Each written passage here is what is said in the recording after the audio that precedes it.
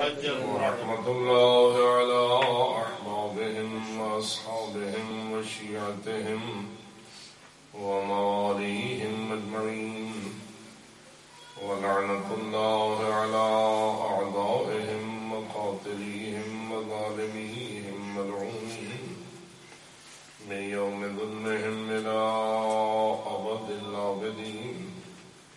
أما بعد، فقد قال الله تبارك وتعالى في كتابه المبين وخطابه المتين: بسم الله الرحمن الرحيم.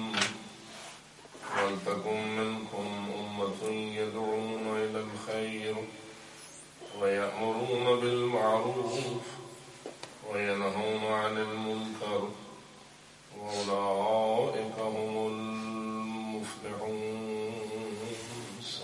اللهم صل على محمد وآل محمد. بارگاہ ہدیت میں مخلصانہ و عاجزانہ استدعا ہے حق محمد و اہل بیت محمد علیہ الصلوۃ والسلام جمیع عزاداران آل محمد کی عبادات قبول و منظور فرمائے. یہ ذکر پاک ایک عرصہ دراز سے جاری ہے. جتنے بزرگان نے اس میں حصہ لیا، اس کی ترقی کے اسباب مہیا کیے، اس کے لیے قربانیاں دیں اور اس محبت اور عشق کو لے کر اس دنیا سے روانہ ہوئے، خداوند منان سب کی قبول نور سے منور فرمائے، ان پر اپنی رحمتوں کا نزول فرمائے، ہمیں بھی ان کے نقش قدم کو زندہ رکھنے کی توفیق بخشے. اس سلسلے میں جو بھی مصارف ہوتے ہیں خداوند منان ان کو شرف قبولیت نصیب فرمائے اور آخر تک ہمیں اس راہ حق پر گامزن رہنے کی توفیق بخشے. اپنی ان دعاؤں کی قبولیت کے لیے اور اپنے بزرگان کی مغفرت کے لیے بآواز بلند اللہم صلی علی محمد وآل محمد. ارشاد رب العزت ہے، اہل ایمان کو خطاب ہے، وَلْتَكُن مِّنكُمْ أُمَّةٌ يَدْعُونَ إِلَى الْخَيْرِ، کہ تم میں ایک ایسی امت، ایک ایسا گروہ، ایک ایسی جماعت ہمیشہ موجود رہنا چاہیے جو تین فرائض کو انجام دیتی رہے.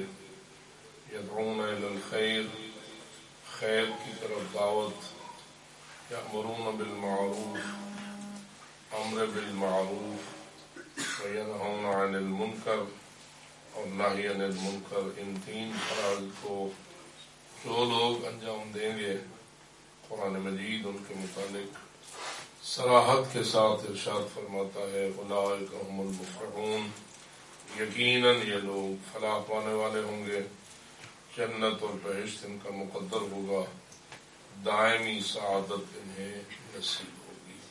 بآواز بلند صلوات اللہم صل علی محمد وآل محمد.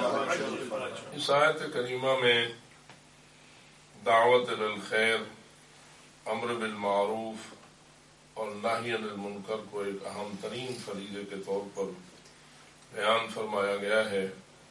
جبکہ ہم ادھر یہ دیکھتے ہیں کہ حضرت جناب امام حسین علیہ السلام جب کربلا کے لیے آمادہ ہو رہے ہیں اور مدینہ منورہ کو خیر باد کہتے ہوئے روانہ ہو رہے ہیں، تو حضرت وہاں اپنے دست عصمت کے ساتھ اور اپنے معصوم ہاتھوں کے ساتھ یہ لکھتے ہیں کہ میری اس ساری کوشش اور کاوش، اقدام اور قیام کا اصلی مقصد کیا ہے. اس لیے کہ ہم متشکر ہیں اور اللہ کے ممنون احسان ہیں کہ اس نے ہمیں حسینیت سے عشق عطا فرمایا ہے اور یزیدیت سے کامل نفرت نصیب فرمائی. اور یہ نعرہ جو ہمارا محبوب اور انتہائی عقیدتوں سے بھرا ہوا نعرہ ہے، اللهم صل جو ابھی ہمارے بعض مومنین نے بلند بھی کیا، یزیدیت زندہ باد اور یزیدیت مرد آباد اور حسینیت زندہ باد۔ چاہیے کہ انسان اس بات پر غور کرے حسینیت کیا ہے اور یزیدیت کیا ہے، تاکہ انسان علی وجہ البصیرت اس نعرے پر عمل کرے، کیونکہ نعرے فقط آواز بلند کرنے کے لیے نہیں ہوتے، بلکہ نعرے دراصل نسلوں کو تربیت دینے کا وسیلہ بنتے ہیں۔ الفاظ دیگر وہ مفاہیم اور وہ مضامین جو گھنٹوں میں ادا ہو سکتے ہیں بلکہ مہینوں میں بیان کیے جا سکتے ہیں، ان سمندروں کو کوزے میں بند کرنے کا نام نعرہ ہے۔ یہی وجہ ہے کہ ہم مختصر ترین الفاظ کے ساتھ اپنی نسلوں کو تربیت دیتے آئے ہیں اور تربیت دیتے رہیں گے، اور یہی ہمارا عقیدہ بھی ہے، اور اسی پر ہماری التجا اور دعا بھی ہے کہ اللہ ہمیں حسینیت زندہ باد والوں میں سے قرار دینا اور یزیدیت مرد آباد والوں میں سے قرار دینا، ہمیں بھی اسی پر زندگی عطا فرمانا اور ہماری نسلوں کو تا روز محشر اسی عقیدے پر برقرار رہنے کے لیے اپنی مدد اور نصرت نصیب فرمانا۔ لیکن اس پہلو کی طرف بھی توجہ دینا ضروری ہے۔ صلوات پڑھ لینا۔ اللہم صلی علی محمد وآل محمد بارک بھی بآواز بلند۔ اللہم صلی علی محمد وآل محمد۔ کہ جب تک پوری بصیرت کے ساتھ ہر نعرے کی حقیقت کو بیان نہ کیا جائے اور اسے سمجھا نہ جائے، اس وقت تک ملتوں کی تربیت صحیح معنی میں نہیں ہو سکتی ہے۔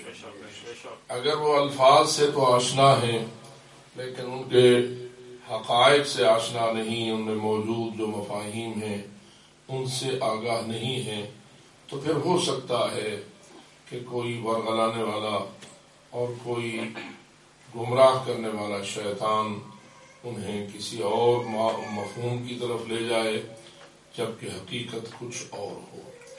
ایسا بہت کچھ گزشتہ امتوں میں ہوا ہے، اور بہت ساری قومیں حقائق سے ناآگاہ ہونے کی وجہ سے ورغلائی گئی ہیں، گمراہ کی گئی ہیں، جس کی طرف آپ متوجہ ہیں۔ جیسے کہ میں نے کل بھی عرض کیا تھا کہ حضرت ابراہیم علیہ السلام کی قوم کو مشرک بنا دیا گیا، حضرت موسیٰ علیہ السلام کی قوم کو یہودیت میں غرق کر دیا گیا، حضرت عیسیٰ علیہ السلام کی قوم کو نصرانیت میں غرق کر دیا گیا۔ عقیدتیں ان کی ان بزرگان سے بحال رہیں۔ سارے مکے کے مشرک حضرت ابراہیم سے عقیدت تو مکمل طور پر رکھتے رہے، لیکن بالآخر تعلیمات حضرت ابراہیم سے آگاہ نہ رہے، اور جو توحید کا پیغام لے کے آنے والا تھا، بلکہ جس نے توحید کے لیے بڑے بڑے قیام اور بڑے بڑے انقلابی اقدامات کیے تھے، انہی کی نسل اور انہی کی قوم بھول گئی کہ حضرت ابراہیم کا اصل مشن کیا تھا۔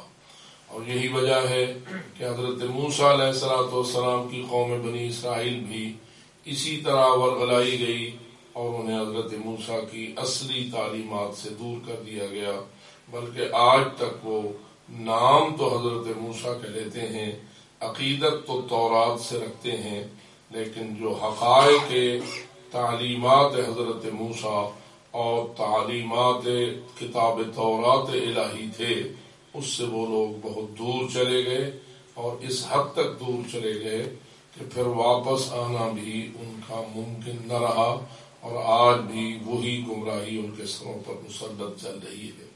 تو اس لیے اس سے ہمیں ضرور یہ عبرت حاصل کرنا چاہیے کہ نام سے محبت اس وقت تک نتیجہ خیز نہیں ہوتی جب تک کہ اس نام والی ہستی سے اس حد تک آگاہی نہ ہو کہ جو آگاہی انسان کو ہدایت سے دور نہ ہونے دے اور گمراہی کے قریب نہ جانے دے۔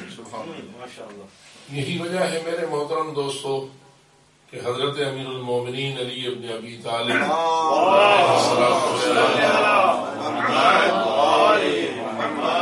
اپنے ایک ارشاد قدسی میں جو نہج البلاغہ میں موجود ہے فرمایا کہ ہلک فی رجلان محب قال ومبغض قال ولا ذنب علی، میرے بارے میں دو قسم کے شخص تباہ ہو جائیں گے، ہلاک ہو جائیں گے، ایک میری محبت میں غالی ہو جانے والا اور دوسرا میرے بغض میں قالی ہو جانے والا، اور اس میں میرا کوئی جرم نہ ہوگا، میرا کوئی قصور نہ ہوگا۔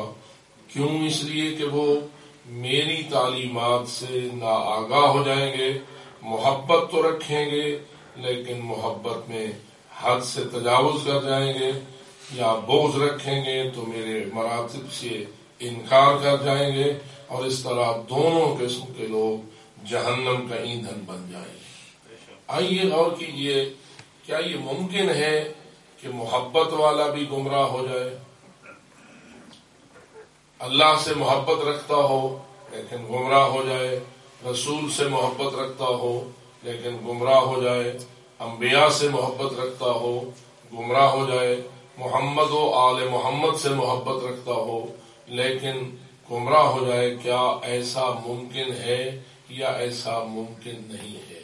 یہ بات بڑی اہم ہے، اگر آپ اس پہ توجہ دینا چاہیں گے تو باواز بلند صلوات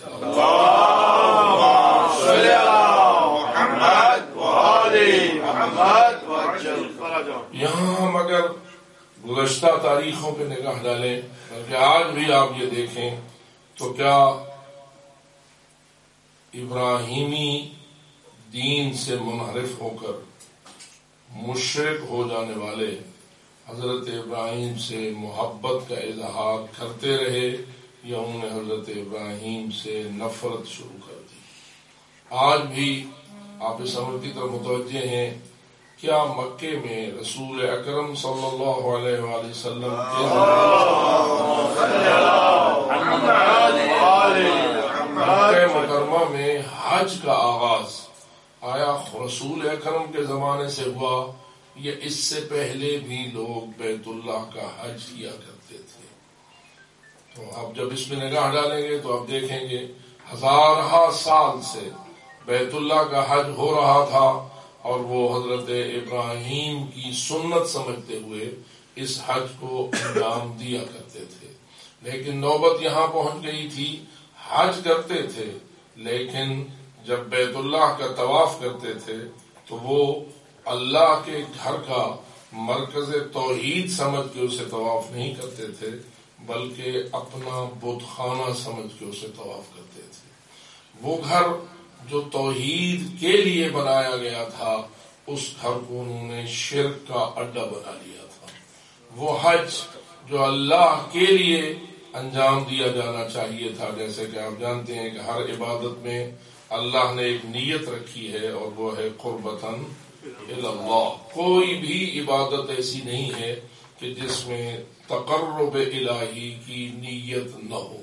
قربتاً الی اللہ جب ہوگا تو انسان اللہ کو وحدہ لا شریک مانتے ہوئے اس کا تقرب چاہے گا، لیکن عجیب ہے کہ وہ طواف بھی کرتے ہیں، وہ قربانی بھی دیتے ہیں، وہ منا و عرفات بھی جاتے ہیں، وہ احرام بھی پہنتے ہیں، لیکن ان کے اندر توحید نام کی کوئی چیز موجود نہیں ہے۔ جو اللہ کا گھر ہے اس کو بھی بتوں کا مرکز بنا دیا گیا ہے۔ جو صفا و مروہ ہے، جو ان الصفا والمروہ من شعائر اللہ کا مصداق ہے، اس میں بھی انہوں نے ایک بت صفا پہ کھڑا کر دیا تھا، دوسرا بت مروہ پہ رکھ دیا تھا، اور اس کے درمیان جو دوڑ ہوتی تھی وہ ایک بت سے دوسرے بت کی طرف ہوتی تھی۔ صفا و مروہ تھے اللہ کو یاد دلانے کا وسیلہ، اس لیے کہ شعائر اللہ وہی ہوتے ہیں جن کے ذریعہ اللہ کی یاد بحال رہے، اور اللہ رب العزت کی طرف انسان کی توجہ ہو.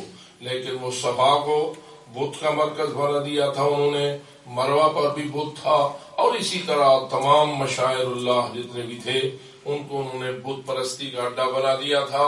اب سوچنا یہ ہے کہ حضرت ابراہیم کو عقیدتوں کا مرکز بنانے کے باوجود وہ توحید کو چھوڑ کر کیوں بت پرست ہو گئے؟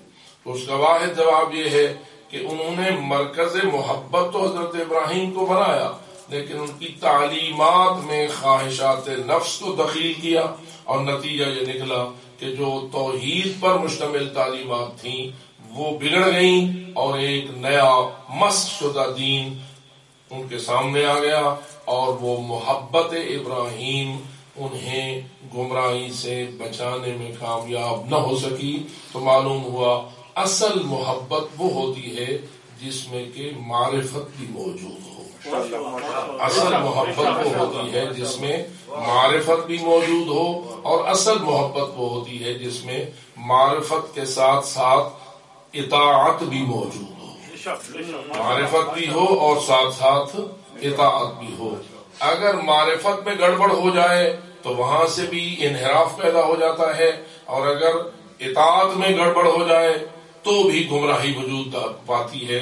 اس لیے لوگ حضرت ابراہیم سے محبت رکھنے کے باوجود ابراہیمی تعلیمات سے دور چلے گئے. کیوں؟ کہ ان کی معرفت کمزور ہو گئی، شیطان نے ان پہ حملہ کیا اور انہیں صراط مستقیم سے ہٹا کر دوسرے رستوں کی طرف گامزن کر دیا. اسی طرح اگر آپ حضرت موسیٰ علیہ السلام کی تعلیمات کا جائزہ لیں تو قرآن کہتا ہے کہ جو تعلیمات حضرت موسیٰ کی تھیں اس میں انہوں نے اس حد تک محرف اسے کیا، بگاڑا کہ نتیجتاً یہودیت وجود میں آ گئی، اور آخر میں وہ یہ کہنے لگے کہ قالت الیہود عزیر ابن اللہ، یہود حضرت عزیر کو اللہ کا بیٹا ماننے لگ گئے. کیا خیال ہے؟ اللہ کا بیٹا ہے نہیں یا ہو ہی سکتا نہیں؟ بابا سے بلند صلوات. اللہم صلی علی محمد وآل محمد. ہم سورہ توحید پر ایمان رکھتے ہیں، ذرا پڑھیں گے. قل هو اللہ احد اللہ الصمد. آگے کیا ہے؟ لم یلد ولم یولد.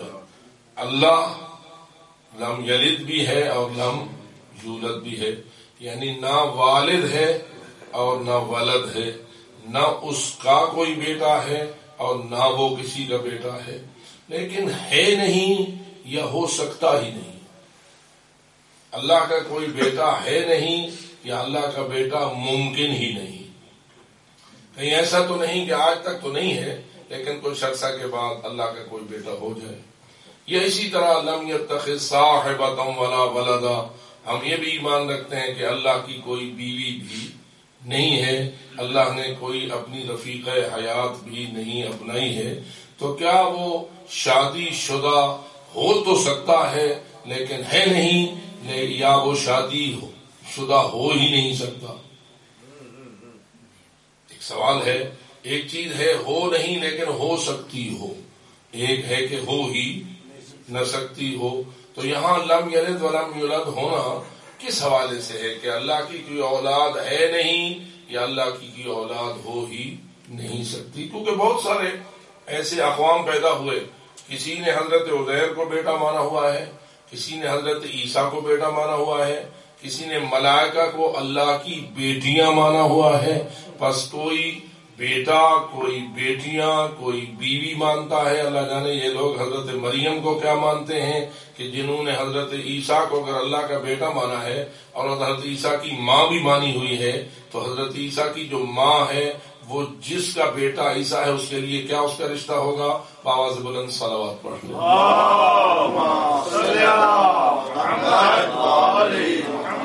تو ہمیں ان حقائق پر پوری طرح آگاہ رہنا ہے کہ کیا اللہ کی شان اس سے بالاتر ہے کہ اس کا کوئی بیٹا ہو، اس کی کوئی بیٹی ہو، اس کی کوئی بیوی ہو، اس کی کوئی فیملی ہو، اس کا کوئی خاندان ہو، اس کا کوئی قوم یا قبیلہ ہو، یا ہو ہی نہیں سکتا اور وہ سبحان ہے. مثلا یہ بات ہمیں پوری توجہ سے سمجھنی چاہیے کہ ہم ہر نماز میں سبحان بہت پڑھتے ہیں، تسبیح زہرا میں سبحان پڑھتے ہیں، سبحان ربی العظیم و بحمدہ، سبحان ربی الاعلی و بحمدہ، سبحان اللہ سبحان اللہ سبحان اللہ۔ یہ سبحان کا کوئی مفہوم ہمارے ذہن میں ہوگا تو ہم ہمیشہ سبحان کے مخالف جو مفاہیم ہوں گے اس سے پرہیز کریں گے اور اس سلسلے میں گمراہ نہیں ہوں گے۔ لیکن اگر لفظ سبحان تو ہمیں پتا ہوگا لیکن حقیقت سبحان ہمیں معلوم نہیں ہوگی تو پھر شیطان ہمیں کسی نہ کسی حوالے سے گمراہ کرنے میں کامیاب ہو جائے گا۔ سبحان کیا ہے، سبحان اللہ کا معنی کیا ہے، ذرا توجہ کیجئے اور آپ بھی اپنی زبان سے دوہرا لیجئے۔ سبحان اللہ یعنی کیا؟ ترجمہ ہم کیا کرتے ہیں سبحان اللہ کا؟ اللہ پاک ہے، اللہ پاک ہے۔ اللہ جو پاک ہے کس چیز سے پاک ہے؟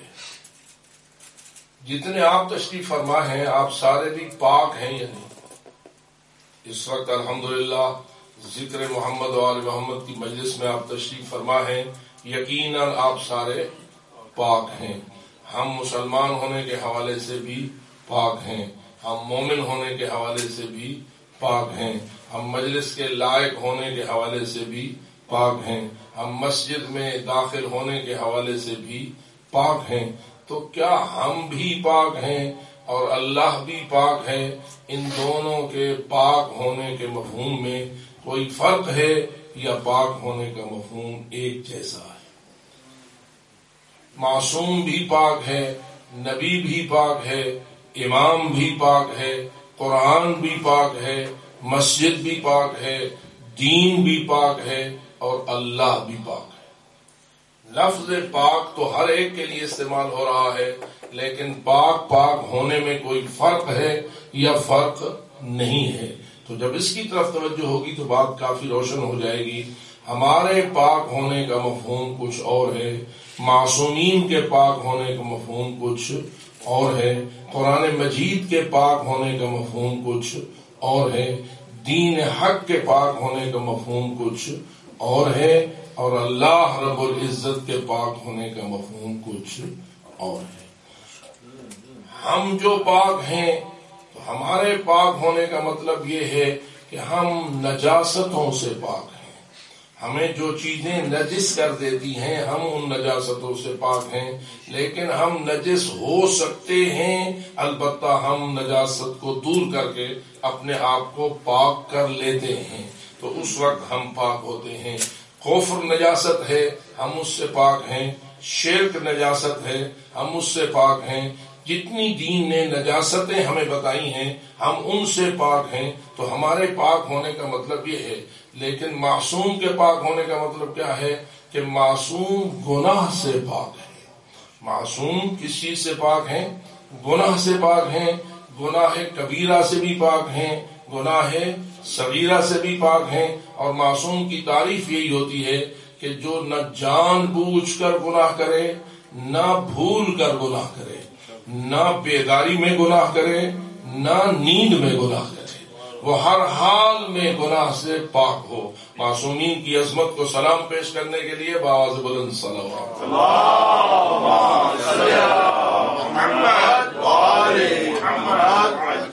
تو معصوم کے پاک ہونے کا مطلب ہے گناہ سے پاک ہونا، انسان کے پاک ہونے کا مطلب ہے نجاست سے پاک ہونا، قرآن کے پاک ہونے کا مطلب ہے گمراہی اور غلط بیانی سے پاک ہونا، جھوٹ سے پاک ہونا۔ لیکن اللہ جو سبحان ہے اس کے پاک ہونے کا مطلب کیا ہے؟ کل میں نے عرض کیا تھا کہ ملائکہ نے اپنا فخر بیان کیا تھا کہ نحن نسبح بحمدک ونقدس لک، کہ ہم ملائکہ ہر وقت ہمیشہ تیری تسبیح کرتے رہتے ہیں۔ یعنی تسبیح کا مطلب کیا ہے؟ فقط سبحان اللہ پڑھتے رہتے ہیں یا سبحان اللہ پر ایمان بھی رکھتے ہیں؟ اگر کوئی سبحان اللہ پڑھے لیکن سبحان اللہ پر ایمان نہ رکھتا ہو تو اس کا کروڑوں مرتبہ سبحان اللہ پڑھنا اسے اس کی ورد کو تسبیح قرار نہ دیا جائے گا۔ اور یقیناً اسے تسبیح کا اجر بھی نہ ملے گا، بلکہ تسبیح سے وہ شخص فارغ شمار کیا جائے گا جو پڑھے صحیح سبحان لیکن اس کی حقیقت پہ ایمان نہ رکھے۔ تو اللہ کے پاک ہونے کا مفہوم کیا ہے کہ اللہ ہر عیب سے پاک ہے، اللہ ہر عیب سے پاک، اور عیب کے لیے بھی یہ دیکھنا ہوگا کہ ہر وہ صفت جو اللہ کی شان کے خلاف ہو اور اللہ کی شان کے لیے عیب ہو، اللہ اس سے پاک ہے۔ مثلا کیا اللہ کی خوبصورت آنکھیں ہیں یا نہیں؟ ویسے تو خوبصورت آنکھوں والا ہونا ایک کمال ہے، ایک صفت ہے، خوبصورت چہرے والا ہونا ایک صفت ہے۔ کتنا خوبصورت چہرہ ہے مولا علی کا، کتنا حسین چہرہ ہے پنجتن پاک کا، کتنا عظیم چہرہ ہے ان پاک ہستیوں کا کہ جن کو رسول نے کہا النظر الی وجہ علی ابن ابی طالب عبادہ، علی کے چہرے کو دیکھنا عبادت ہے، علی کے چہرے کو دیکھنا عبادت ہے، لیکن چہرہ ہے تو عبادت ہے نا۔ اور کیا اللہ کا بھی کوئی چہرہ ہے؟ کیا اللہ کی بھی خوبصورت آنکھیں ہیں؟ کیا اللہ کی بھی خوبصورت ناک ہے؟ کیا اللہ کا رنگ بھی بڑا خوبصورت ہے؟ اور اللہ کا چہرہ بڑا دلکش و دلربا ہے، اور جو اس کو دیکھتا ہے وہ کھنچتا ہوا چلا جاتا ہے۔ یعنی کیا چہرے والا، اس چہرے والا ہونا جیسے کہ ہمارا چہرہ ہے، یہ اللہ کی شان کے مطابق ہے یا اللہ کی شان کے خلاف؟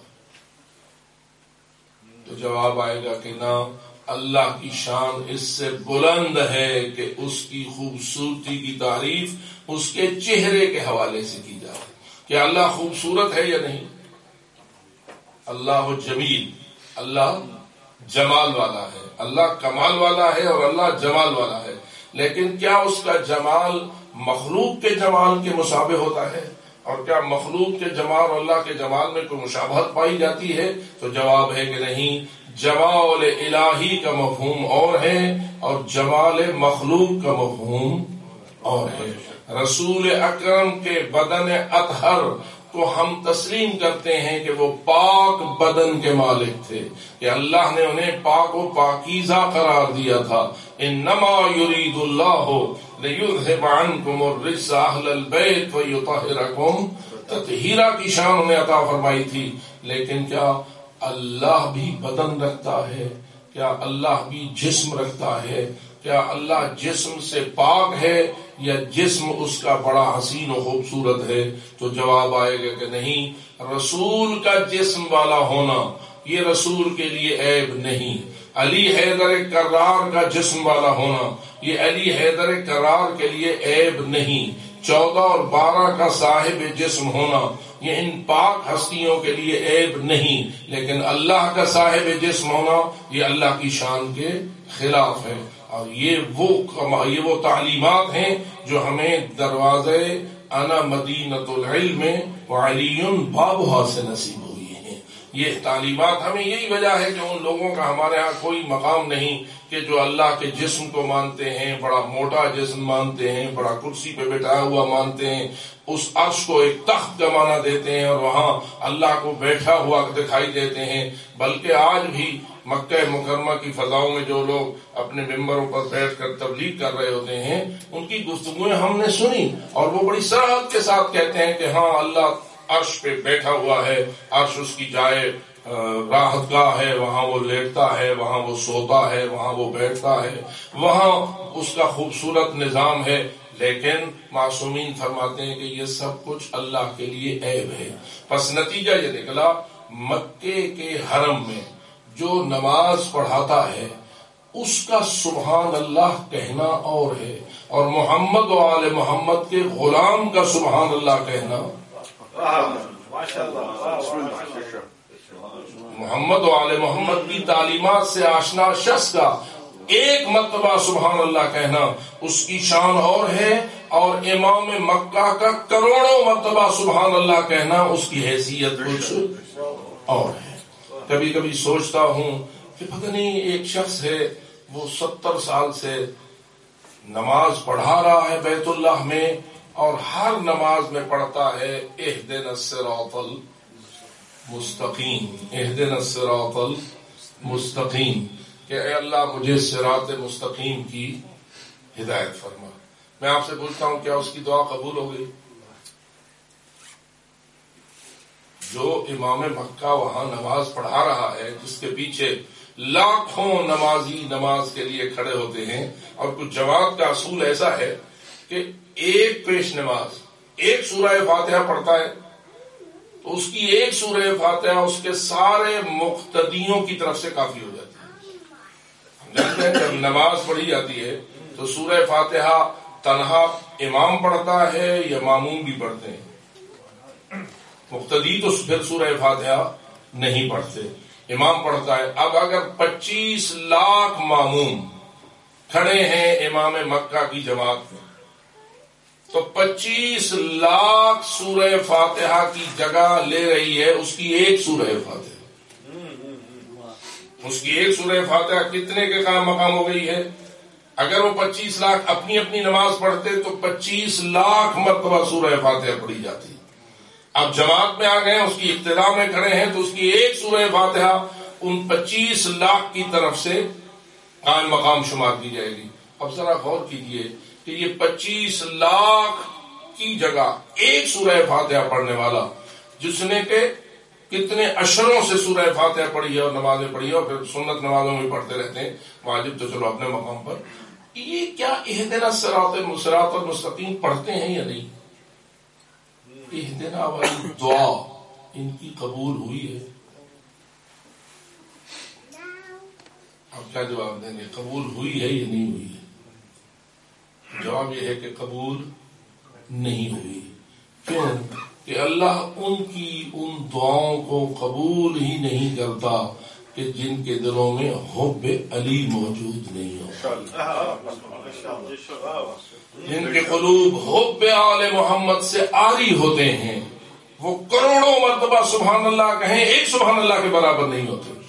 وہ اربوں مرتبہ سبحان اللہ کہیں، ایک سبحان اللہ کے برابر نہیں ہوتے۔ کیوں؟ اس لیے کہ پیچھے جو سبحان اللہ پر ایمان ہے وہ ایمان ناقص ہے، وہ ایمان کمزور ہے، اس ایمان میں حقیقت شناسی موجود نہیں ہے۔ اس سے پتہ چلتا ہے کہ رسول اکرم کیوں فرماتے تھے انا مدینۃ العلم وعلی بابھا، میں علم کا شہر ہوں، علی اس کا دروازہ ہے۔ من اراد العلم فلیأت من الباب، جو میرے علم کا طلبگار ہو اسے اس دروازے پہ گدا کرنا چاہیے۔ اور ہم فخر کرتے ہیں، افتخار کرتے ہیں اس بات کا کہ ہم در حیدر کے گداگر ہیں۔ جو اس دروازے کے گداگر ہونے پہ فخر کرے وہی بآواز بلند صلوات تلاوت فرمائے۔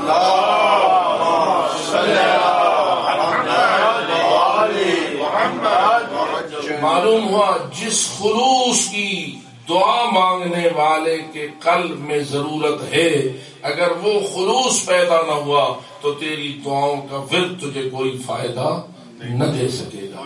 تو اس لیے میرے عزیزان محترم، آئیے ان حقائق سے آشنائی حاصل کیجئے۔ حضرت ابراہیم کی محبت ہو اور حضرت ابراہیم کی تعلیمات سے آشنائی نہ ہو، حضرت موسیٰ کلیم اللہ سے محبت ہو اور ان کی تعلیمات سے آگاہی حاصل نہ ہو، حضرت عیسیٰ سے محبت ہو لیکن ان کی تعلیمات کو اپنی مرضیوں کے مطابق بگاڑ کر اس کی ترویج کی جائے، تو واضح ہے کہ اس سے ہدایت حاصل نہیں ہوتی، اس سے گمراہی انسان کا مقدر بنتی ہے۔ لہذا ہم اللہ کا جتنا شکر ادا کریں وہ کم ہے کہ ہمیں کربلا کے صدقے وہ مجلسیں نصیب ہوئی ہیں کہ جو مجلسیں دراصل حقیقت بیان کرنے کا مقدس وسیلہ ہے۔ یہاں ایک ہے ہمارا مجلس کرنا، ایک ہے ہمارا جلوس نکالنا۔ جلوس ہوتا ہے دوسروں کو حق کی طرف توجہ دلانے کے لیے، مجلس ہوتی ہے خود حق کی طرف توجہ کرنے کے لیے۔ یعنی مجلس میں حقائق خود اپنے لیے بیان کیے جاتے ہیں تاکہ ہم سمجھیں کہ ہمارا دین کیا ہے، ہم سمجھیں کہ ہمارا معصومین کی تعلیمات کیا ہیں۔ اس لیے ہمیں اس بات کی طرف ضرور متوجہ رہنا چاہیے کہ اگر حضرت ابراہیم سے محبت کا اعلان گمراہ کرنے سے نہ بچا سکا اور حضرت موسیٰ و عیسیٰ سے محبت انہیں نہ بچا سکی، تو پھر ہمیں بھی توجہ رکھنا چاہیے کہ ہم کیا فقط اظہار محبت اور عقیدت تک محدود رکھیں محبت کو، یا تعلیمات اور معرفت بھی آل محمد کی ہمارے اندر ہونا چاہیے۔ یاد رکھو محبت بھی اگر حدود سے نکل جائے تو گمراہی کا باعث بن جاتی ہے۔ کیا حضرت عیسیٰ سے یہ سارے عیسائی جس ملک میں آپ رہتے ہیں، اور یہ لوگ اکثر عیسائی ہیں، یہ کیا اعلان کرتے ہیں؟ ہم حضرت عیسیٰ سے محبت رکھتے ہیں یا نہیں؟ اگر آپ کہیں گی تو آپ کی کوئی بات وہ تسلیم نہیں کریں گے، بلکہ کہیں گے تم حضرت عیسیٰ سے محبت نہیں رکھتے، اصلی محبت تو ہم رکھتے ہیں۔ اسی طرح اگر یہودیوں سے پوچھو کیا وہ حضرت موسیٰ سے محبت رکھتے ہیں یا نہیں، تو کہیں گے ہم سے بڑھ کر اور کون محبت رکھتا ہے حضرت موسیٰ سے۔ تو محبت کا اعلان تو وہ کرتے ہیں، لیکن کیا وجہ ہے کہ وہ راہ حق سے دور ہو گئے؟ معلوم ہوا کہ محبت اگر حدود اور معرفت کے اندر رہے تو ہدایت بنتی ہے، اور اگر حدود سے خارج ہو جائے تو ضلالت بن جاتی ہے۔ اسی لیے ہمیں بھی اس پہلو کی طرف متوجہ ہونا چاہیے۔ ہم پر فرض ہے حب آل محمد، ہم اپنے لیے لازم سمجھتے ہیں قرآن کی ہدایت کے مطابق اور محمد مصطفیٰ کے اعلان کے مطابق کہ محبت ہی دین کی بنیاد ہے۔ جب میں نے ابھی آپ کو عرض کیا کہ جس شخص کے دل میں حب علی نہیں، اس کی کعبۃ اللہ میں کھڑی ہوئی دعا بھی اللہ ماننے کے لیے تیار نہیں ہے، ورنہ اگر اس کے دل میں حب علی ہوتی تو یقیناً اس کی اہدنا الصراط المستقیم کی دعا قبول ہو چکی ہوتی، اور وہ صراط الذین انعمت علیہم پہ آ گیا ہوتا۔ صراط الذین انعمت علیہم سے مراد کون ہستیاں ہیں؟ الذین انعمت علیہم، اے اللہ ہمیں اس رستے کی ہدایت فرما جو ان ہستیوں کا رستہ ہے جن پر تو نے انعام فرمایا ہے۔ یہ کون سے انعامات ہیں کہ جو اس منعم علیہ کے رستے کو صراط مستقیم قرار دے دیتے ہیں؟ تو جواب یہ نہیں ہے کہ جس کے پاس رزق زیادہ ہو وہ منعم علیہ ہے، جس کے پاس عہدہ زیادہ ہو وہ منعم علیہ ہے۔ آج کل ماشاءاللہ رزق کی تقسیم کا حوالہ دیا جائے تو پھر مومنوں کے پاس رزق تھوڑا ہے اور غیر مومنوں کے پاس رزق کی کثرت ہے۔ تو جس کے پاس رزق زیادہ ہو کیا اس کا رستہ صراط مستقیم ہوتا ہے؟ نہیں۔ پس معلوم ہوا کہ صراط الذین انعمت علیہم سے مراد یہ دنیا کا رزق نہیں ہے، اور وہ نعمتیں مراد نہیں ہیں کہ جنہیں ہم آج کل سونے میں تولتے ہیں۔ ان نعمتوں سے مراد کیا ہے؟ تو سادہ جواب یہ ہے کہ ان نعمتوں سے مراد نبوت ہے، ان نعمتوں سے مراد رسالت ہے، ان نعمتوں سے مراد امامت ہے، ان نعمتوں سے مراد ولایت ہے، ان نعمتوں سے مراد شرافت ہے، ان نعمتوں سے مراد صداقت ہے، ان نعمتوں سے مراد حیا ہے، ان نعمتوں سے مراد وفا ہے۔ جس کے پاس مقارم اخلاق زیادہ ہے وہی الذین انعمت علیہم کا مصداق ہے، وہی الذین انعمت علیہم کا مصداق ہے۔ اور اگر آپ اس حوالے سے دیکھیں گے تو سب سے بڑے منعم علیہم وہی ہوں گے جنہیں اللہ نے لائق صلوات قرار دیا ہے۔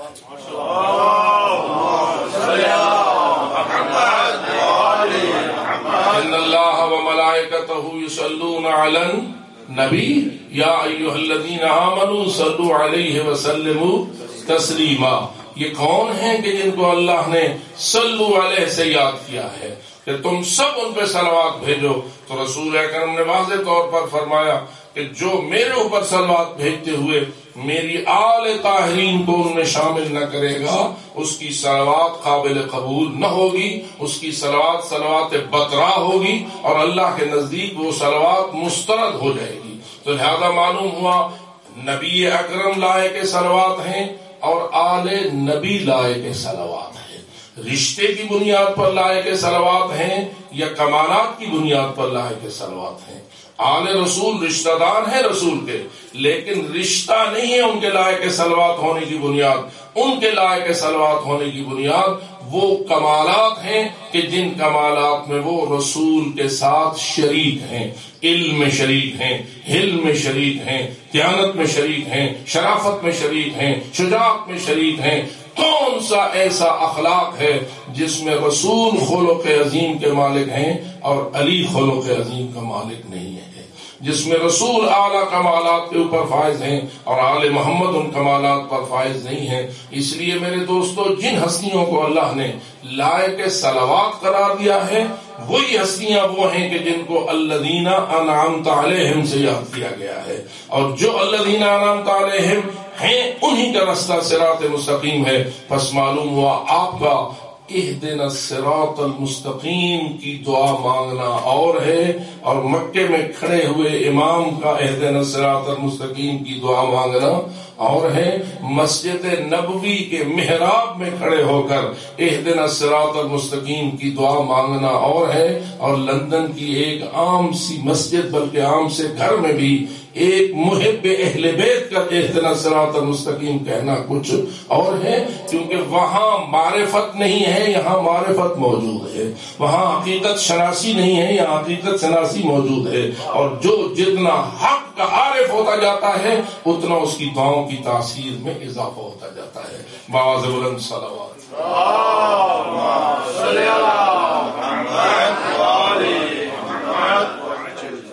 بس اتنا ہی آخر میں عرض کروں گا، جن ہستیوں کو اللہ نے لائق صلوات قرار دیا تھا، جن کا رسول اکرم کے ساتھ صلوات میں شامل کرنا ایمانی فریضہ تھا ہمارا، جن ہستیوں کو اللہ نے ان کمالات کمال قرار دیا تھا، جن کمالات کا وارث اللہ نے رسول کو بنایا تھا، ان تمام کمالات سے اللہ نے ان کی آل کو آراستہ فرمایا تھا، آج ہم ان کے غم میں رونے کے لیے جمع ہوتے ہیں اور ان کے لیے آنسو بہانے کے لیے بیٹھتے ہیں. کیوں؟ اس لیے کہ انہوں نے ہی دین بچایا ہے، انہوں نے ہی وہ احسان فرمایا ہے کہ جس احسان کی مثل کائنات میں اور کوئی احسان نہیں ہو سکتا. اگر کوئی کسی پہ لاکھوں رزق کی بوریاں تقسیم کرے اس احسان کی حیثیت اور ہے، اور جو ہمارے دین کے لیے اپنے بچوں کو قربان کرے اس احسان کی حیثیت اور ہے. اور آج ہم ذکر کر رہے ہیں اس احسان کا جو فقط امام حسین نے نہیں بلکہ امام حسین کی ہمشیرگان نے کیا ہے، جو احسان ہم پر بناتے رسول نے کیا ہے، جو احسان ہم پر رسول کی ان بیٹیوں نے کیا ہے کہ جن بیٹیوں کو اللہ کے رسول نے اللہ سے مانگا ہی اس لیے تھا کہ اللہ ہمیں وہ دختران نصیب فرما جو تیرے دین کے لیے قربانی دیں اور تیرے دین کی بقا کی ضامن بنے. یہی وجہ ہے کہ حضرت جناب رسالت پاک کے متعلق منقول ہے کہ جس طرح انہوں نے حضرت امام حسین کو اپنی گود میں لیا تھا ان کی ولادت پاک کے وقت، اسی طرح حضرت زینب کبریٰ کو بھی گود میں لیا تھا ان کی ولادت طاہرہ کے وقت. جس طرح حضرت امام حسین کو بوسے دیے تھے ایسے ہی حضرت زینب کبریٰ کو بھی بوسے دیے تھے. اور دل بھی یہی مانتا ہے کہ اگر حسین ان بوسوں کے لائق ہے اس لیے کہ اس نے دین بچانا ہے تو وہ بی بی کیوں رسول کی ان بوسوں کے لائق نہ ہو کہ جس نے دین بچانے میں اپنے بھائی کی مکمل مدد کرنا ہے. آوازادارو ذرا غور تو کرو، کیا امام حسین کے لیے شہید ہونا مشکل تھا یا زینب کبریٰ کے لیے بے چادر ہونا مشکل تھا؟ شہادت تو شہادت ہے. جیسا کہ حضرت امام سجاد سے پوچھا گیا تھا، کسی نے پوچھا تھا کہ مولا آپ کے رونے کی انتہا کیوں نہیں ہوتی ہے، آپ کب تک روتے رہیں گے؟ کہا تو مجھے بتا تو صحیح، تو مجھے پوچھتا ہے کہ تم شہادت کو روتے ہو، شہادت تو ہمارے لیے سعادت ہے. ہمارے جوان ہمیشہ دین پر قربان ہوتے رہے ہیں اور ہوتے رہیں گے، لیکن اتنا مجھے بتا شام کے بازاروں میں پھوپھیوں اور بہنوں کا اس حال میں لے جایا جانا کہ جو اس وقت تھا، آیا اس پر بھی انسان آنسو نہ بہائے؟ پوچھا گیا تھا مولا سے آپ کو سب سے زیادہ کہاں ستایا گیا، آپ کو سب سے زیادہ کہاں دکھایا گیا؟ تو مولا کا جواب یہ نہ تھا کہ کربلا میں دکھایا گیا، مولا کا جواب یہ نہ تھا کہ شام غریبوں میں ستایا گیا، بلکہ مولا کا یہ بھی جواب نہ تھا کہ کوفہ میں ستایا گیا، مولا کو جواب تھا الشام الشام الشام، ہمیں سب سے زیادہ دکھ پہنچا ہے تو شام میں پہنچا ہے۔ جب علماء سے پوچھا جاتا ہے علماء ہمیں بتاؤ تو صحیح کہ کوفہ اور شام میں کیا فرق تھا، تو اس وقت فرمایا کوفہ میں بھی رش تھا، کوفہ میں بھی بھیڑ تھی، بازار بھرے ہوئے تھے، تماشبین اکٹھے تھے، لیکن ایک فرق ضرور تھا، کوفہ میں جو لوگ جمع ہوئے تھے وہ رو رہے تھے، وہ گریہ کر رہے تھے، اور زینب کبریٰ نے فرما رہی تھی قتل بھی تمہارے مرد ہمیں کرتے ہیں اور روتے بھی تمہاری عورتیں ہیں ہمیں۔ تو کوفہ میں رونے والوں کا رش تھا، لیکن سجاد سے پوچھ شام میں رونے والوں کا رش نہ تھا، بلکہ شام میں ناچنے والوں کا رش تھا، شام میں ان تمام خبیثوں کا رش تھا جو رسول کی بیٹیوں کا تماشا بھی دیکھتے تھے اور رقص و سرود بھی کرتے تھے۔ عزادارو یہی وجہ ہے کہ خاندان تطہیر نے وہ قربانیاں دی ہیں کہ جن قربانیوں کی کوئی مثال اس کائنات میں موجود نہیں ہے۔ یہی وجہ ہے کہ میں نے کل بھی آپ کی خدمت میں عرض کیا تھا، آج بھی عرض کرتا ہوں، ذرا دل تھامو اور سوچو کیسے گئی ہوگی ابن زیاد کے دربار میں، کیسے گئی ہوگی عبید اللہ ابن زیاد کے دربار میں، اور کیسے وہ منظر دیکھا ہوگا جو منظر ہم سن کے برداشت نہیں کر سکتے، جسے زید ابن ارقم برداشت نہ کر سکا تھا۔ یہ منظر کیا تھا؟ ابن زیاد اپنی پوری فرعونیت اور رونق کے ساتھ تخت پر بیٹھا تھا، آج اس نے پورا دربار عام لگایا ہوا تھا، ساری دنیا کو اپنے دربار میں اکٹھا کیا ہوا تھا، فاخرہ لباس پہنے ہوئے تھے، سونے کے تاج سے اپنے آپ کو آراستہ کیا ہوا تھا، اور اس سے بڑھ کر ظلم یہ تھا کہ اس خبیث کے پاس ایک بندر بیٹھا ہوا تھا، جس بندر کو بھی اس نے سونے اور ریشم سے سدھایا ہوا تھا۔ اور پھر تاریخ کہتی ہے ادھر بندر سے اٹکیلیاں کرتا تھا اور ادھر اس سر کی توہین کرتا تھا جو زہرا کے لال کا کٹا ہوا سر تھا، اور اس خبیث ملعون نے اپنے درد کی نچلی سیڑھی پہ اسے رکھا ہوا تھا، اور ہاتھ میں اس ظالم کے ایک چھڑی تھی، جس چھڑی کی نوک سے زہرا کے لال کے لبوں کو کھولتا تھا اور دانتوں پہ ٹھوکر مار کے کہتا تھا اے حسین تیرے دانت کتنے خوبصورت ہے، اے حسین تیرے دانت کتنے خوبصورت ہے، آج ذرا مجھے بتا اس صدمے سے دو چار ہو زینب کبریٰ یا نہ ہو کہ جس صدمے نے زید ابن ارقم صحابی پیغمبر کو اس فرعون سے یہ کہنے پر مجبور کر دیا اے ابن مرجانہ، اے مرجانہ ماں کے بیٹے، ہٹا لے یہ چھڑی لمحہ مقدس سے، کیوں ہٹا لے؟ اور میں نے اپنی آنکھوں سے پیغمبر اکرم کو دیکھا ہے کہ وہ ان لبوں کے بوسے دیا کرتے تھے۔ مومنو یہ بات کوئی معمولی نہیں ہے کہ صحابہ گواہی دیتے ہیں، دروازے مسجد پہ حسین کا قدم ان کے اپنی قمیص سے الجھے اور وہ زمین پہ گر گئے، رسول خطبہ میں مصروف تھے، حسین کے رونے کی آواز جو سید الانبیاء کے کانوں میں پڑی، رسول اکرم نے خطبہ چھوڑ دیا، قرآن کی تلاوت چھوڑ دی، تبلیغ حق کو دین چھوڑ دی، حتیٰ کہ ممبر کو چھوڑ دیا۔ یا رسول اللہ ہم تو نہیں اپنی تقریریں چھوڑتے، آپ نے اپنا ممبر کیوں چھوڑ دیا؟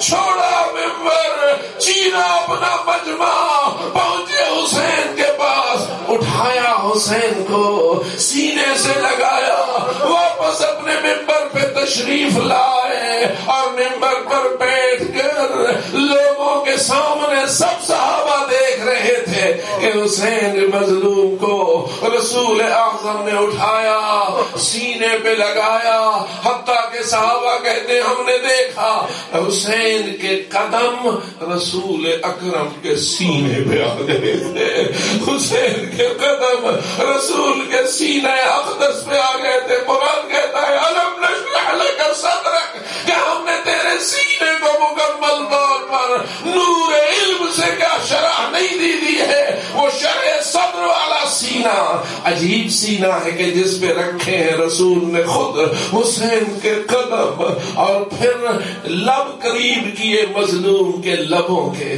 اور صحابہ کہتے ہیں اتنی مرتبہ بوسے دیے، اتنے بوسے دیے، اتنے بوسے دیے کہ ہم گن نہ سکے کہ تعداد بوسوں کی کیا تھی۔ ہمارے بعد پڑھنے والے سمجھتے ہیں یہ فقط نانے کے نواسے کو بوسے تھے، یہ کوئی رشتے کے بوسے تھے۔ رشتہ اپنے مقام پر برحق ہے، لیکن رسول جانتے تھے ان بوسوں کی خبر اس وقت پتا چلے گی جب دربار آئے گا، کٹا ہوا سر ہوگا، حسین مظلوم کا سر مقطوع دس ممبر کے اس نچلی سیڑھی پہ پڑا ہوگا، اور وہ ظالم ہتک کرے گا، ابن ارقم کھڑا ہو جائے گا اور کہے گا ہٹا لے یہ چھڑی، کیوں؟ میں نے پاک پیغمبر کو ان آنکھوں سے دیکھا ہے کہ وہ ان جگہوں کے بوسے دیتے دیتے تھکتے نہ تھے۔ بلکہ یہ جملہ بھی کیوں نہ کہہ دوں، بعض روایات میں یہ بات بھی ہم نے پڑھی، کبھی رسول حسین کی کمر کے بٹن کھولتے تھے، سینے کے مختلف مقامات پر بوسے دیتے تھے۔ کوئی پوچھتا تھا یا رسول اللہ یہ ہر مقام پہ بوسے کیوں دیتے ہو؟ تو رسول فرماتے تھے میرا دل چاہتا ہے حسین کی بدن کی ہر اس جگہ میں بوسا دوں جہاں کوئی نیزہ لگے گا، جہاں کوئی تیر لگے گا، جہاں کوئی زخم لگے گا۔ رسول کے بوسوں کا ہدف کچھ اور تھا، اسی لیے ابن ارقم نے کہا یا ابن مرجانا ہٹا لے یہ چھڑی ان مقامات سے۔ جب ابن ارقم نے یہ کہا، ابن زیاد کا سر اٹھا، دیکھا، پوچھا یہ کون ہے اور کیا کہہ رہا ہے؟ بتایا گیا صحابی پیغمبر ہے اور یہ جملے کہہ رہا ہے۔ جواب میں کہتا ہے ہاں اگر تو رسول اکرم کا صحابی نہ ہوتا میں تجھے اس گستاخی کی سزا دیتا، بس ابھی یہی کچھ کافی ہے، چھوڑ دے میرا دربار، نکل جا میرے دربار سے ورنہ تجھے سزا دی جائے گی۔ بس اس وقت ابن ارقم اپنے بڑھاپے کے باوجود عصا کا سہارا لے کے مجمع کو چیر رہا تھا، باہر جا رہا تھا اور کہہ رہا تھا اے کوفہ والو، تم نے ایک کمینے شخص کو اپنا حاکم مان لیا ہے، تم نے ایک کمینے بھی حکومت کو تسلیم کر لیا ہے، اس کی کمینگی کا مزہ تمہیں چکھنا پڑے گا۔ لیکن میں اتنا کہہ کے مجلس ختم کروں گا، اے ابن ارقم چونکہ تو رسول کا صحابی تھا اس لیے تجھے سزا نہ دی گئی اور تجھے دربار کو چھوڑ کر جانے کی اجازت مل گئی۔ ہاں مجھے بتا جو تو نے دیکھا ہے کیا وہ بنت زہرا نے بھی منظر دیکھا ہے یا نہیں دیکھا ہے؟ کیا وہ دختر بطول نے بھی وہی منظر دیکھا ہے یا نہیں دیکھا ہے؟ اے صحابی پیغمبر اگر تیرا دل جلا ہے لمحہ حسین کی بے حرمتی کو دیکھ کر تو بتا تیرا دل زیادہ جلا ہوگا یا دختر رسول کا دل زیادہ جلا ہوگا؟ تجھے زیادہ تکلیف پہنچی ہوگی یا پیغمبر کی بیٹی کو زیادہ تکلیف پہنچی ہوگی؟ اور اگر حق یہی ہے کہ دختر پیغمبر کو زیادہ صدمہ پہنچا ہوگا تو پھر مجھے یہ بتا تو صحابی ہونے کے ناطے سے دربار چھوڑ کے جا رہا ہے، کدھر جائے نبی کی بیٹی، کدھر جائے زہرا جائی؟ اس کے دل تو تجھ سے زیادہ صدموں میں گرفتار ہو رہا ہے، لیکن چونکہ رسیوں میں بندھی ہوئی ہے، قیدی بنائی گئی ہے، اس کے لیے تو کوئی گنجائش موجود نہیں ہے۔ یہ وہ صدمے ہیں، یہ وہ کسی چیز سے تولا نہیں جا سکتا، جن کا کوئی وزن نہیں کیا جا سکتا، اور یہی دکھ ہے کہ جنہوں نے دین بچایا ہے اور اسلام کی عظمت کو چار چاند لگائے ہیں۔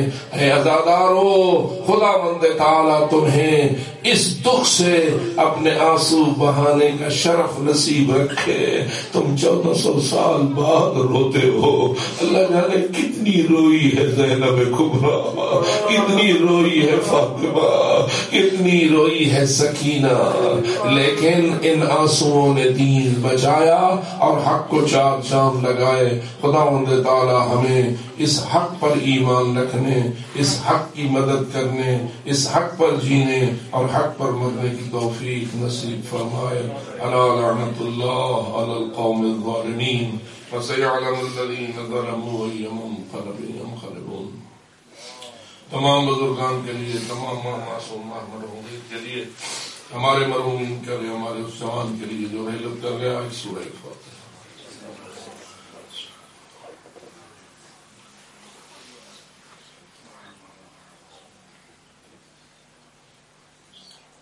اهدنا الصراط المستقيم ولا الضالين بسم الله اللهم صل على بسم الله الرحمن لم يلد ولم يولد بسم الله قل هو الله اللهم اغفر للمؤمنين والمؤمنات والمسلمين والمسلمات الأحياء منهم والأموات تابع اللهم بيننا وبينهم بالخيرات إنك مجيب الدعوات